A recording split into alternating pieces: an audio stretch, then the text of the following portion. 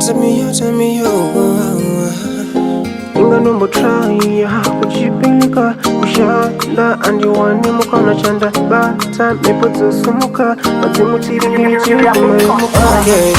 kufa kwa muhume kudaura wangu ukagumburwa wasunda namo wangu kukosoro tutu wakumirwa wangu usikutema asikunyochena wangu lugare arumbo uyanyore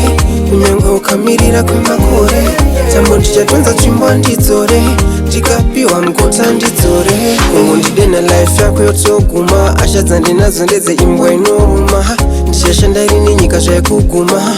ingazve pano pasi zvakaoma ndikazvifunga misodzi inobuda ndozongo zvisimbisa kuti Mwari achauya kuzobatsira vaya vanotambura tagara tichigaya rugare achauya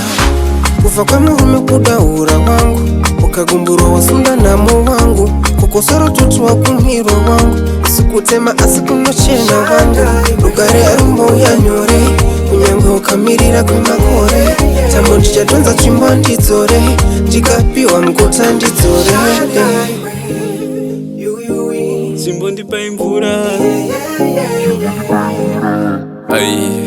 svele chimbo ndipa imvura ndimbonwira ndaneta nekusunda zvakamira upeya dzina ndima buda mjira mune hundo nema kajamzera sinderegeto yote ndindri pajute pachaputika chimoto semabhuti ndachibvuta chimuti satani handijute ndiriwe nyasha zvekwa baba guti sango rinopaneta masango matema muse wangu ndapedza ndombojobera njuka pachiavhiyeta pasi hapana zororo musikitaneta izi kuti useve moto bageta pasi sefu takadzika moto anomakaimero mdzime pafoto teya mariva tera shoto ndine chestaisiya nguva yareba ndakashinga zvonzi ndekumusa vanokandira zisinga ndokusaka ndamoisira mbayakamanga